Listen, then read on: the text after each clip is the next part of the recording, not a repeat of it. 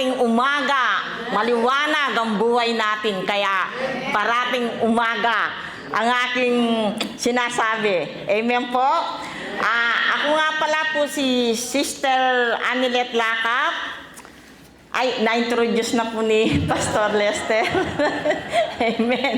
Kaya excited lang po, Excited lang po ako na mag-share ng aking testimony. Sa aking testimony, parang ngayon lang po siya nakumpleto. In how many years na putol ang aking testimony. Ngayon, for the first time, dito po ata siya na ano ba yon? Nabuo. Dito po sa araw na ito, sa oras na ito, I think na dito po siya mabubuo itong testimony kong ito. Amen po. Ito na po. Ang sabi po dito, pero i-introduce ko din po ang aking sarili dito. Ako ang kapatid na Anilet Lakap.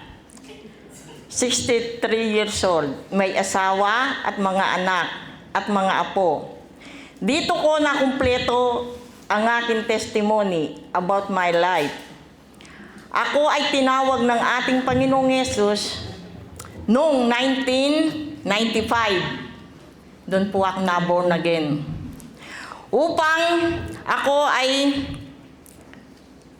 maging isang lingkod niya, marami mga pagsubok ako sa aking buhay na ako ay tawagin niya para sa kanyang misyon sa akin.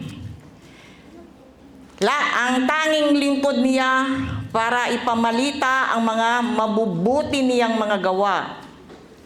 Noong year na yon, kasalukuyan akong babad sa nakakapagod na sitwasyon sa buhay. Wala pong iiyak, Lalo na sa pagpapamilya. Di po ba? Mahirap po, di ba? Kaya aminin naman po natin o hindi, mahirap magpamilya. Pero, but the grace of God, everything is nothing impossible. Di ba? Wow, masarap nun di ba? Ay, naku. Sa pagpapamilya, 5 ang aming anak ng aking nag-iisang asawa. Hindi namin alam ang buhay namin kung mapapatapos namin ang aming mga supling. Dahil ako sa bahay lamang para alagaan ang mga anak namin. Nang ma-born again ako, doon lalo, kala nyo tumindi ang aking mga pagsubok. Lalo na nang magtrabaho sa abroad ang aming padre de pamilya. Ako lang ang naiwan sa 5 anak na maliliit pa noon. Talagang pag hindi tayo kumapit sa Panginoon, talagang wala tayong lakas na magawa ang tama sa ating pagkatao. Marami na akong nababasa ng mga verses or promises sa mga salita niya. Yan ang aking mga naging katulong sa aking buhay. May pamilya. Hanggang tuluyan, sinuko ko na ang lahat sa Panginoon. Dumaan sa mga, sa mga mahihirap na gawa. Sa pangungutang, pinagdahanan po. Sa mga taong mapanusga, sa lipunan, pinagdahanan din po. Amen? Ako po pinagdahanan ko yun. Mapangusga, mapanglayit. Lahat ng gawa ni Diablo, pinagdaanan ko. Lahat. Nakalaya ako sa mga masalimuyot na mga sitwasyon na parati na ako magbabasa ng mga salita ng ating Panginoon. Binago niya ang takbo ng aking buhay. Ako'y naging maibigin sa mga mabubuti, lalo na sa mga taong di kalugod-lugod. Sabi nga, love your enemy. Diba? Ang hirap, no? Ang hirap. Kung sino pa minsan, kung sino pa yung gumagawang hindi maganda sa atin, sila pala daw ang mahalin pa natin. sabi ng ating Panginoon. Di po ba? Mahirap gawin, pero sa awat grasya ng ating Panginoon, sa Kanya po ay walang imposible. Di po ba? Kaya tayo po, bilang hinirang ng ating Diyos na buhay, kaya pag-utos ng ating Panginoong Hesus, yan ay isang pagbabago sa ating pagkatao. Doon nagsimula ang aking bagong buhay na may takot sa Kanya. Pati na sa aking pamilya ay naging blessing lahat sa akin. Ang mga pagsubok talagang yan ang nagbibigay ng tibay sa bawat isa sa atin. Di po ba? Kung wala tayong pagsubok sa buhay, wala pong kabuluhan ang pagsasakripisyo ng ating Panginoon sa atin, sa krus ng Kalbaryo. Di po ba? Kaya, ang buhay po natin ay talaga pong ibigay natin sa Panginoon. Ano man po ang ating sitwasyon, wala pong iba kung hindi lamang po sa ating Diyos. Siya lamang ang nakakaalam. Ayun po yung aking unang testimony na sinasabi ko sa inyo na hindi makumple-kumpleto kung bakit. Ako'y nagsishare ng Word of God niya, pero may takot. Bakit? Sabi ko, bakit, Panginoon? Sinishare kita. Inuutusan mo ko, bakit may takot ako? May takot ako na may pangamba ako sa buhay ko, sabi ko. Eto po, nang ako ay makulong. Ito po, ang kumpleto ng aking testimony sa aking buhay. Itong 2024, sa aking naging case ko, lalo akong nag-challenge dahil ang aking pagkakulong ang siyang ginawa niyang dahilan. Dahilan para sa lahat ng tao sa buong mundo. God is good always and God is always in my side. Kahit ano man po ang nangyari sa buhay ko, alam ko, hindi ako iiwan ng ating Diyos. Dahil ang taong may takot sa Panginoon at isinorender ang buhay mo sa Panginoon. Anuman ang mga trial sa buhay natin, pagsubok na dumarating sa buhay natin, hindi niya tayo pababayahan. Amen? Kaya napakabuti talaga ng ating Diyos, no? Binago niya ang aking buhay nung talagang sinuko ko na sa Kanya. Kaya, eto po, talagang sinishare ko po ito kasi ayun ang utos niya sa akin.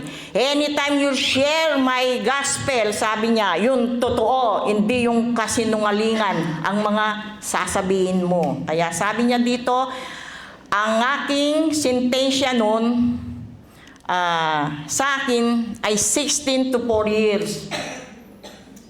Ang sentensya po. Pero, hindi ko maintindihan kung ano yun eh.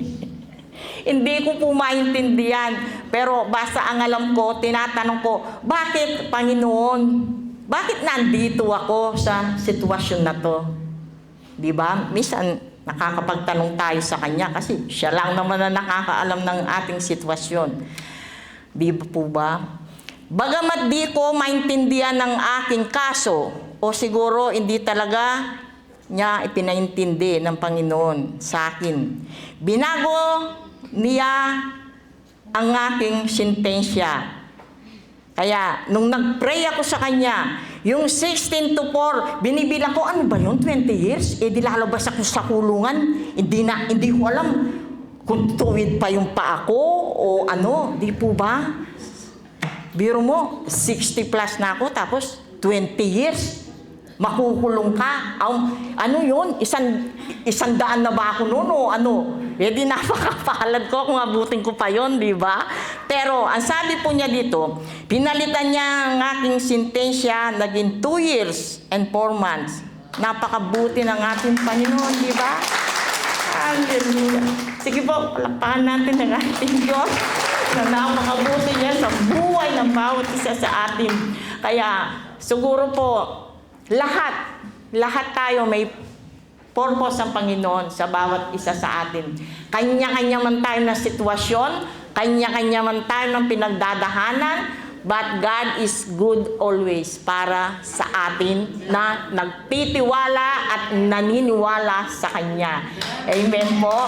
Kaya minsan po, sabi ko, siguro lahat ng trial sa buhay ko, napagdaanan ko, pero maganda pa rin ako, di ba? Kasi po, ayun ang pagmamahal ng Panginoon. Hindi niya tayo pababayaan, hindi niya tayo talaga ihiwan, kung talaga ang ating puso ay talagang idinonate na natin sa Panginoon. Amen po. Kaya, anuman po ang ating pinagdadahanan sa bawat isa sa atin, huwag po tayo talagang gumibap sa ating buhay. Dahil doon tayo tinetest ng ating pananampalataya sa Kanya. Amen po? May pusong maibigin o pusong may takot sa Kanya. Kaya sabi niya, ang lahat daw ng may takot sa Kanya at may pag-ibig sa Kanya ay hindi niya pababayahan kailanman. Di po ba? O, ayun po yung pangalawang para yung aking testimony ay mabuo siya. Doon, kaya pala binuo niya, doon sa correctional ko, ibubuo ang aking testimony. Pero, napaka-bless po. Talagang ang utos ng Panginoon ay gawin natin. Amen po? Hindi pwedeng, hindi tayo magtago sa Kanya every time na siya ang nag-utos sa atin. Kaya ang sabi po niya dito, ang taong maibigin at ang pusong may takot sa Kanya, kailanman ay hindi niya pababayahan. Amen. Kaya ito po, ngayon ang 5 anak namin, lahat ay nakapagtapos. O, di po ba? Amen. Hallelujah. Napakabuti po niya. Kaya yung mga trial po natin, doon pala tayo tumatatag. Yung trial na yon, yung pagsubok po sa buhay natin, huwag po natin kalimutan, yun ay nagbibigay ng tibay sa ating buhay Kristiyano. Amen po? At bless ang bawat pamilya kasi lahat nagpagamit sa Panginoon. Lahat sila'y naging mga anak ko at may mga anak na at mga asawa nila ay ginamit ng Panginoon o nagpagamit sila sa Panginoon. Di po ba? Sa ating pagsunod sa ating Panginoong Yesus, sabi nga niya sa Isaiah 49 verse 6 and 7. Magbabasa pa ako dito po, para makumpleto daw yung aking testimony, kailangan i-share ko ito Sabi po niya sa verse 6, the Lord said to me, minsan ginamit ko yun Sabi ko, Anilet, hindi yung Israel Anilet ang linagay kong pangalan doon. Pero, inaano ko lang po yun pero talagang Israel po ang doon. Ang sabi nga niya, I have a greater task for you, my servant. Not only will you restore to greatness the people of Israel who have survived, but I will also make you a light to the nation, so that all the world may be saved. Diba? Kaya sabi ko, napakabuti ng Panginoon. Ito pala yung pinapagawa niya sa akin, na yun po, itong verse na ito, ang nakita ko talaga. Kaya ang sabi ko talagang, kapag nasa Panginoon tayo, hindi tayo talaga pwedeng hindi sumunod sa Kanya. Kaya bukod sa pagpapanumbalik sa mga Israelitang nalabi daw, ay gagawin kitang tanglaw ng mga bansa upang lahat sa daigdig ay maligtas. Kasi po doon sa correctional, marami po doon. Maraming hindi pa tumanggap sa Panginoon. Ayun pala po ang purpose sa akin ng Panginoon. Kaya dinala niya ako doon. Ngayon po, wala akong ginawa doon. Monday to Saturday, naglilingkod, mga gawain. Kaya siguro po, hindi ako nainip. Hindi ako nalungkot, hindi ako nagka-anxiety. Kaya sabi ko, nakarelate ako last Sunday dun sa preaching ni Pastor Lester about Pablo. Nakakulong na daw siya, pero masaya pa siya. Ano ang sekreto daw ni Pablo? Akala niya may something siya sa utak. Hindi po. Why? Kasi na-experience ko po. Talagang kapag ang Panginoon ay kasama mo, kahit na nasa ganun kang sitwasyon, talagang hindi kanya pababayaan ang ating Panginoon. Alam niyo po, minahal ako ng mga tao doon sa correctional. Kasi po, doon na sa pag-share ng kanyang Word of God. Kaya sabi ko, ako na yata yung nakulong, na bless. Di po ba? Amen. Sige po, palakpakan natin ang Panginoon. Kasi po, yung iba kung hindi nila makayanan yung sitwasyon na yon, ewan ko lang po kung ano ang kalagayan nila. Pero marami po akong nakitang tao doon, mga kwento nila sa buhay. Mayroong dinonate na lang sila doon, na hindi na sila kailangan ng pamilya nila. Marami po. Pero para sa akin, salamat sa Panginoon, lahat ng aking mga anak, ginamit din ni Lord na for support para sa akin po. Ako lang ata yung na walang, ano ba yun, yung lintis na walang dalaw, ganon. Yung walang mintis. Simula nung pumasok ako doon, ng September 16, hanggang ngayon lumabas ako, last 2023, nitong January. Opo, o diba? May 1 year and 4 months ako doon. Ayun po. Kaya anytime po na inuutusan tayo talaga ng Panginoon, hindi po natin dapat ikaya saan man tayo sulok niya utusan. Ang importante po, sinusunod natin ang ating Panginoon sa buhay natin. Amen po. Kaya napakabuti po talaga ng Panginoon sa buhay ko. Sa tanda ko lang ito na 63. Amen? Kaya, ang Panginoon lamang po ang ating dapat na sundin. At tayo daw ang kanyang yung mga galamay para ma-extend ang kanyang mga salita sa buong daigdig upang maligtas ang mga lahat ng mga tao. Di po ba? Kaya sabi ko, mahirap man ang pinapagawa niya sa akin, ba't na hindi ako nahirapan? Kasi nga, siya ang kasakasama ko, ang ating Diyos na buhay. Hindi niya ako pinabayaan, hindi niya ako iniwan. Kahit na ilang taon ako doon, talagang siya ang nanguna sa buhay ko. Wala pong iba kundi ang ating Diyos na buhay. Ang Panginoong Jesus. Amen po. Kaya sabi po niya, meron pa tayong isang verse sa 7. Israel, sabi niya, Holy God and Savior, say to the one who deploy, sabi niya dito, who is hated by the nation, King will see you released and will rise to show their respect. Prince also will see it, and they will bow low to honor you. O diba? Kaya nung nababasa ko po ito, napakabuti talaga ng Panginoon, no? Yung mga taong minsan sa buhay po natin, meron talagang taong hindi nakakaunawa sa kapwa nila. Di po ba? Totoo po yun. Although na meron ka ng trial sa buhay, may nangyari na sa'yo, minsan yung iba, hindi pa sila pabor sa'yo.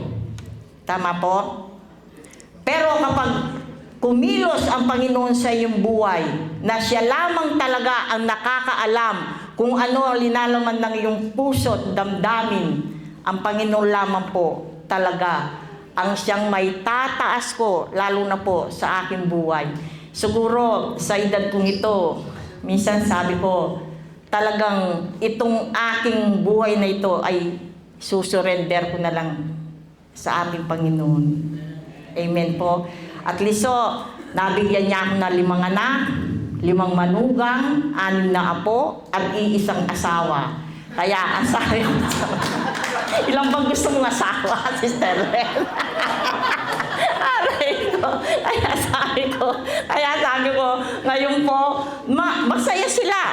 Kasi di ba, nakalaya ang nanay nila, no? Pero, nagpapasalamat ako sa Panginoon talaga. Lahat ng nangyari sa buhay ko, lahat ang siyang nakakaalam. At siya ang may purpose sa buhay ko, sa manangyari sa buhay ko, at sa mangyayari pa, ay siya lamang po ang nakakaalam sa aking buhay. Ang ating Diyos na buhay. Kaya tayo po lahat, kung ano man po ang mga sitwasyon po natin, yung mga nasabi ko, ang mga tao, may mga pinagdadaanan, o anuman po ang mga pagdadaanan pa natin, ibigay lang natin sa ating Diyos na buhay. Siya po ang nakakaalam. Lahat ng aspeto ng ating buhay, siya lamang po talaga nakakaalam. Ano man ang mga problema sa buhay mo, kaya ang problema pala, ayun ang nagpapatatag sa ating pananampalataya sa Kanya. Amen po? Kaya, huwag po natin kalimutan, ang Panginoon po ay parating nandyan. Nagmamahal, hindi nagpapabaya. Pero dadagwat na iano lang po natin ang Kanyang kagustuhan. Sumunod lang po tayo sa Kanya upang ang lahat ay magiging maganda, lalo na po sa pagpapamilya natin. Kaya ako po, sabi ko minsan, sa aking mga manugang, tinatanong mo sila, sa nangyaring ito sa akin, ikakahiya niyo ba ako? Sabi ko, hindi mano. Sabi niya, ikaw pa nga rin ang boss namin. Sabi nila, o di ba? Ang sarap kaya talaga yung talagang ang pamilya ang number 1 sa buhay natin. Sila ang magiging kakampi natin sa lahat ng aspeto ng buhay natin, sa mga nangyayari sa atin. Ang pamilya natin, ang unang-unang kaatuwang natin sa ating buhay. Amen po? Kaya napakabuti po ng Panginoon, no? Talaga po. Kaya excited akong i-share ko na ang aking testimony about my life, na talaga pong minsan na sabi ko, sana may interview pa ako. Yung parang gusto ko pang may interview about my life, kung ano nangyari sa akin, doon sa pinuntahan ko sa correctional. Alam niyo po, naging ano pa ako sa correctional? Naging leader, naging counselor, naging advisor ng isang ministry po doon sa correctional. Kaya siguro po talagang ang Panginoon ay may purpose siya sa akin doon, sa loob ng kulungan. Sabi na, huwag mo nga sabihin na kulungan. Kulungan naman talaga yun, hindi ka makalabas. Minuto, binibilang ka. Sabi namin, bilang kayo ng bilang, di naman kami makatakas. Sabi ko, nakakasawa na yung bilang ng bilang. Parati kami nakapila. Sabi ko, di naman kami makatakas. Bilang kayo ng bilang, wala namang kulang. Sabi ko, dapat palabasin na ninyo kami para wala na kayong pinapakain. Sabi namin. Kaya sabi namin, wala na daw kaming ginawa doon, kundi matulog, kumain, at yung iba nagkukwentuhan. Parang yung iba po, gusto pa nilang manatili na doon. Kaya ito po sinishare ko, marami akong nakausap doon. Akala ko, yung mga iba, gusto na nilang makalaya din para sa pamilya nila. Ay ba, yung iba kong nakausap ko, sabi niya, mas gusto na raw niya doon kasi lahat libre.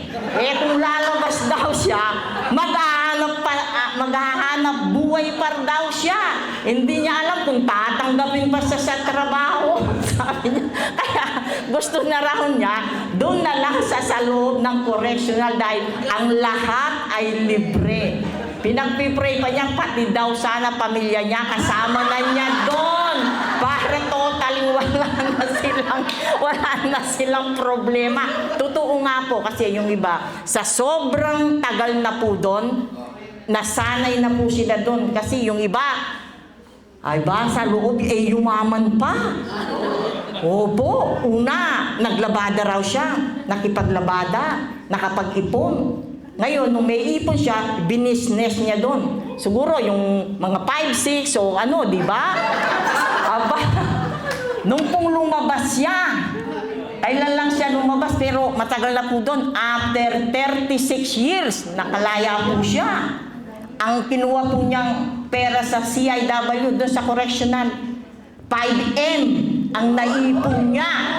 Pati kami, na-hold ang mga pera namin na pinapaabot ng pamilya kasi wala silang maibigay na totaling 5M dun sa lalayang yun.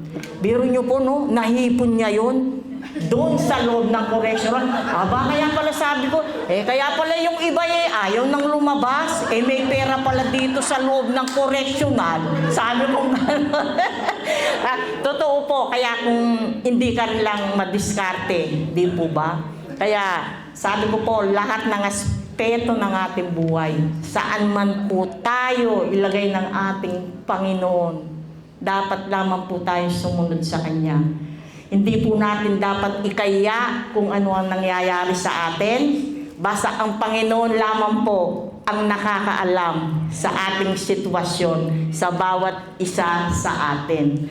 Ang mahirap po kung ang Diyos ang ikaya niya tayo.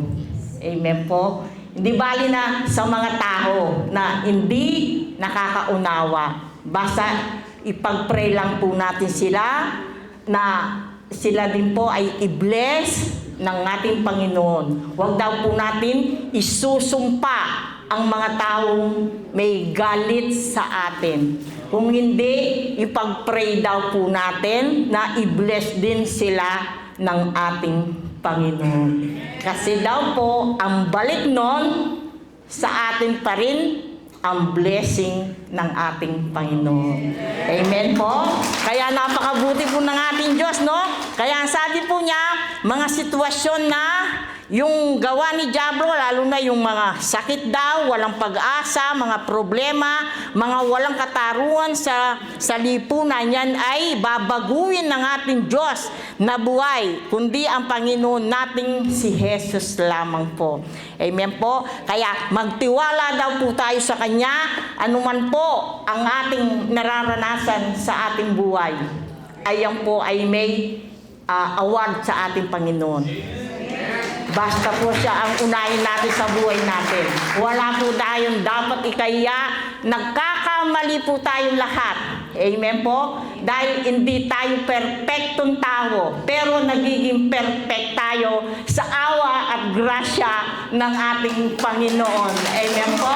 Sige po, to be God the glory po. Maganda lang po ang aking testimony na salamat kay Pastor Lester na pinagbigyan niya ako para mabuo ang aking testimony po. Amen po? God bless you po sa lahat. Amen. Praise God. Thank you po, Sister Net.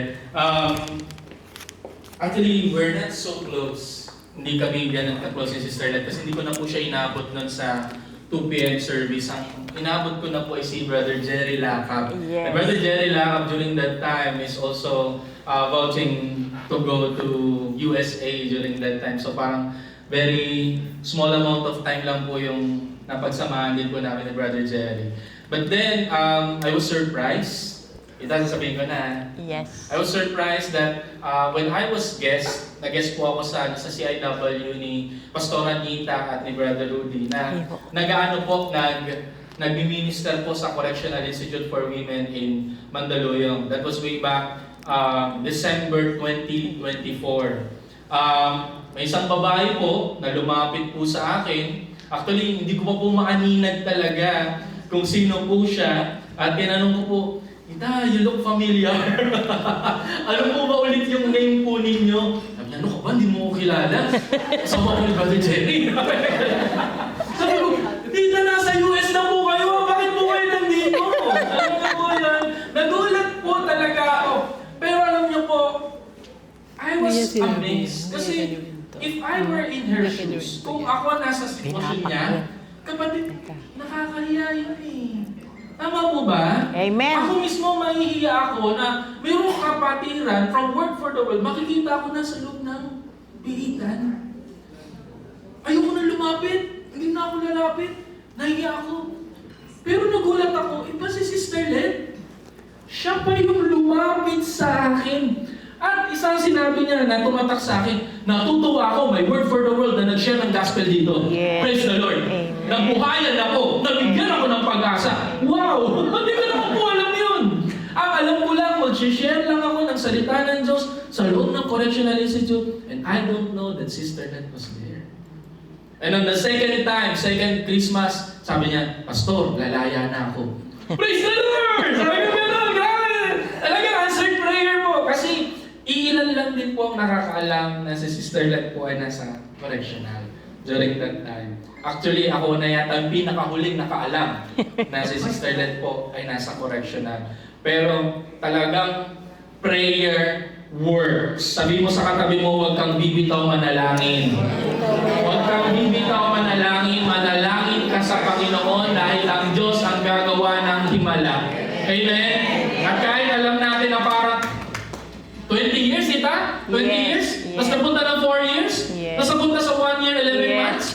Praise the Lord! Ano parang natin si Lord to? Grabe, di ba? Alam niya, mas mahaba pa yung stay niya sa loob. Yes. Pero hindi yun inalaw ng Panginoon.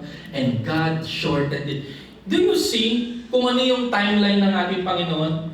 Hindi natin pwedeng masukat na yung time natin ay parehas dun sa time ng Panginoon. Hindi. Hindi rin natin pwedeng masabi na yung justice natin o yung paggawad natin ng hustisya sa mga taong nagkamali sa atin o mga tao na may utang na loob sa atin ay pareho din ng kung paano natin binibigyan ng hustisya, yung sa hustisya ng ating Panginoon.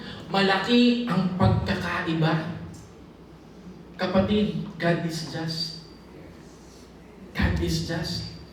Alam niya na kung kailan din yung tamang timing ng paglaya ni Sister Len. Nagulat po ako, sinabi niya sa akin na hindi na raw, tama ba Tita? Hindi na po parang nag-appeal yung nagre-reklamo po sa inyo. She stopped. Talagang wala na po. Hindi na po gusto rin nung na-offend niya na ipagpatuloy pa yung pagkakakulong niya. Kapatid, may na-offend ka ba? May mga tao bang nagalit sa'yo?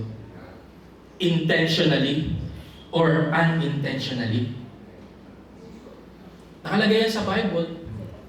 Hanggat hindi nasisingil sa'yo yung pinakadulong barya o sabihin natin, pinakadulong amount, kapatid, pwedeng yan pagbayaran sa batas. Nasa Bible yun. Pero huwag na natin papuntahin pa dun. Amen? Kung meron kang na-offend, kung meron kang nakasamaan ng loob, intentionally or unintentionally, kapatid, humingi ka na ng tawad. Ngayon pa lang. Amen? Bayaran mo na. Ngayon pa lang. Huwag mo nang patagalin. Amen? Gawin mo yun. Hindi dahil sa sarili mong kakayanan. Gawin mo yun nang merong pananampalataya sa Panginoon. Yes. Amen? Amen. Amen?